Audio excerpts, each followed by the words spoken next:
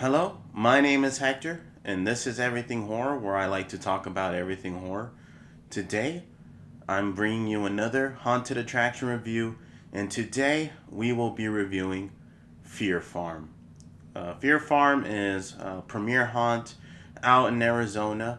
It's in the Phoenix area. It's in the outskirts of Phoenix, pretty much Tolleson area. It is a haunted attraction that consists of 5 mazes and one large corn maze. Now, new for this year, they have The Plague, which is a haunted house that is about a medicine doctor that was wrongly killed, and now he brings the plague with him to this small town. And the other new haunted attraction is the Corn Maze, which is actually a scare maze where while you're going through the corn, they have actors popping out to scare you. And coming back was the Witch House, Slaughterhouse, The Descent, which is the alien attraction, and Fallout, which was new last year. All right, so let's start off with when you first get there. When you first get to Fear Farm, they have a dirt lot that you can park in, or you can find parking in nearby businesses. The day that we went was a Saturday, and holy crap, it was freaking busy. It was crazy. I have never seen Fear Farm that intensely packed. It was outrageous. I couldn't believe it. We had purchased tickets before online, and we decided to upgrade once we got into Fear Farm itself. So we upgraded to Fast Pass, and oh my gosh, everything went by smoothly. We got through all the haunted attractions at a timely fashion. It was a $10 upgrade. I suggest if you have the money to do it, definitely do a Fast Pass, especially when it's a busy day like it was the day that we went, because oh my god, it was crazy. The lines were, oh, it was just, I couldn't believe it. I had never been to Fear Farm with it that that packed. Anyways, so if you have online tickets, you go straight into the haunt. If you don't, you have to go through the general admission line. And it looks like they were actually getting people in at a timely fashion, so that was really good. Fear Farm, the thing that they have down is the atmosphere. You walk in, you feel like you've been transported over to a different town, different state. They have that fall festival feel down pat. It's crazy how much you feel like you're not in Arizona anymore. Um, there's a fog in the air, the dirt, the smell of the dirt. The facades for the haunted attractions are really good. Um, they have vendors, they have little carnival games with a horror twist to it.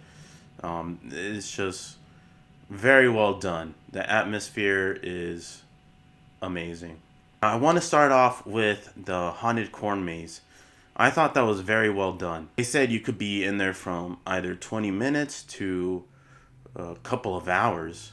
We actually got through it pretty fast. Not that I'm bragging. Yeah, we were actually passing by people that said they've been there forever, and I think it was actually prime for scares because the actors were coming out of nowhere. They were able to hide in the corn and come out.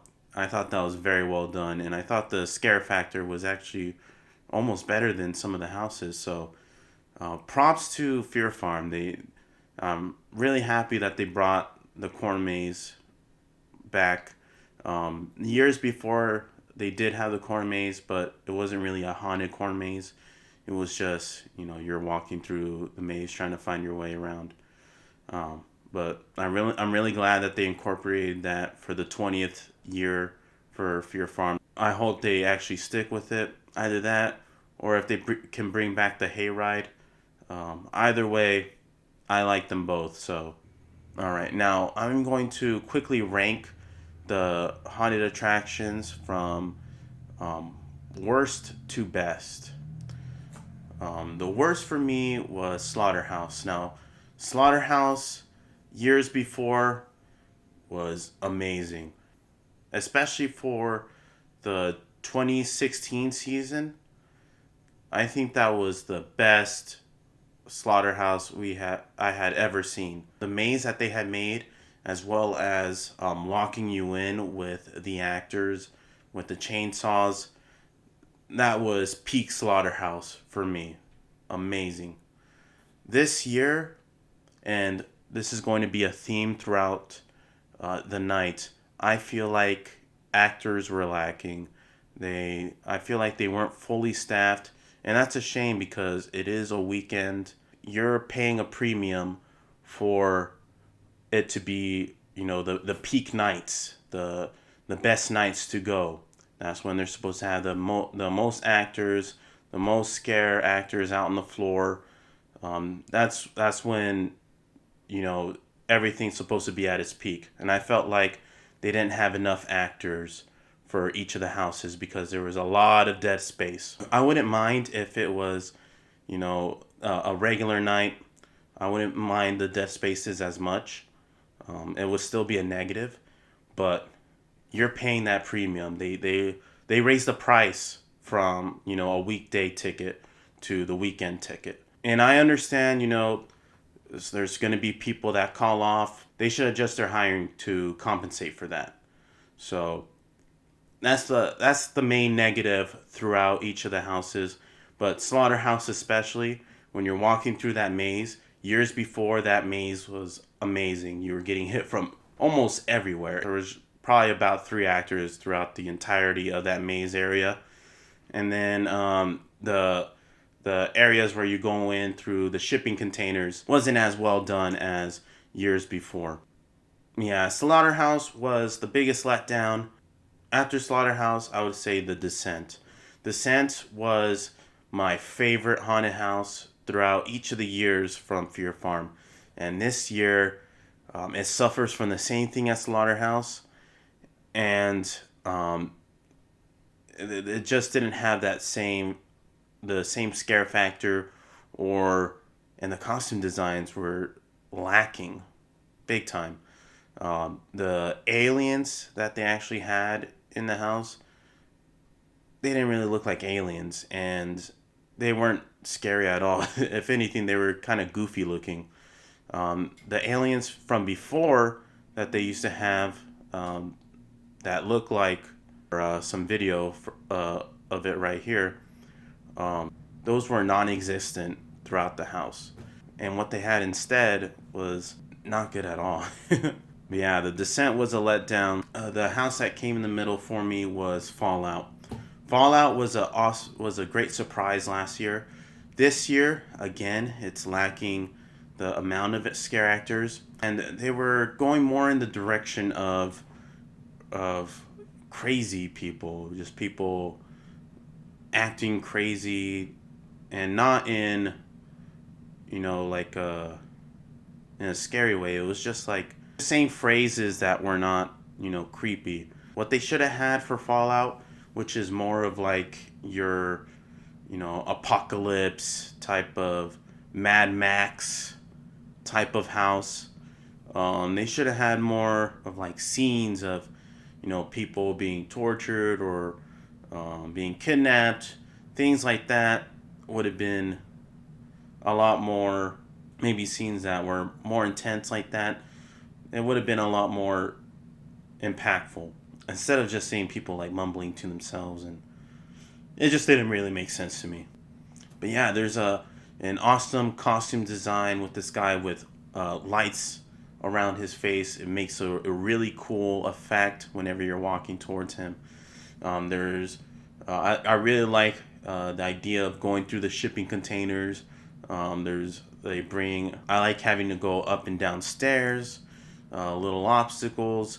It just immerses you more into the haunted experience that you don't really get at a normal haunt with just walking through the path. That's what I really like about Fear Farm, is just the immersion whenever you go through each of the houses. And then the ending for that attraction is actually really good.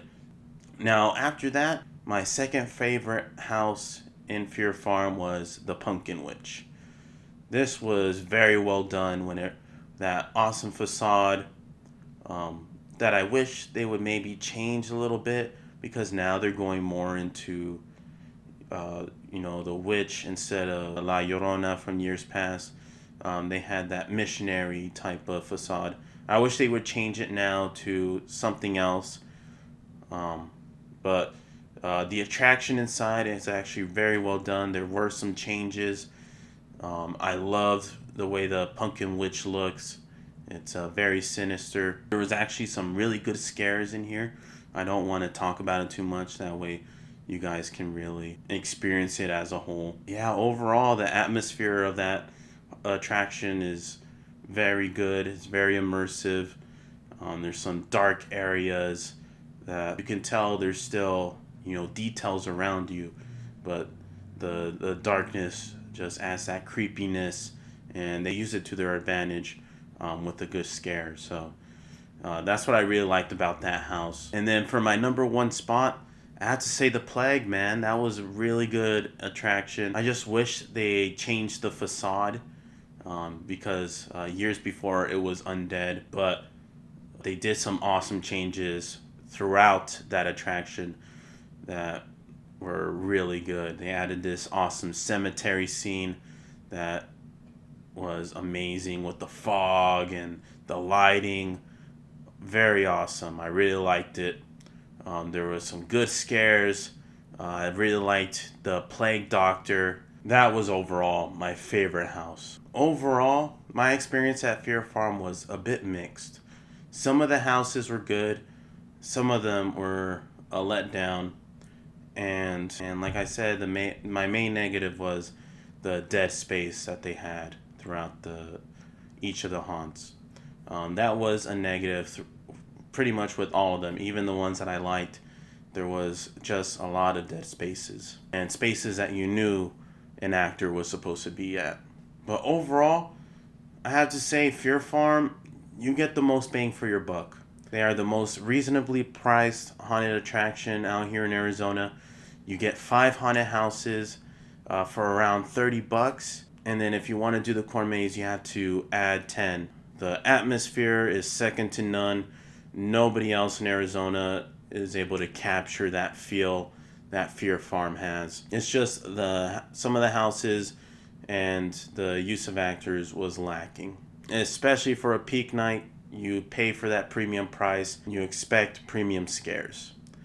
Anyways, if I was to rank Fear Farm on a scale of 1 to 5, a 4 out of 5. Fear Farm is a great attraction. They have great characters, great creatures. It seems like a lot of the creatures that are supposed to be at 13th floor, they're bringing them over to Fear Farm.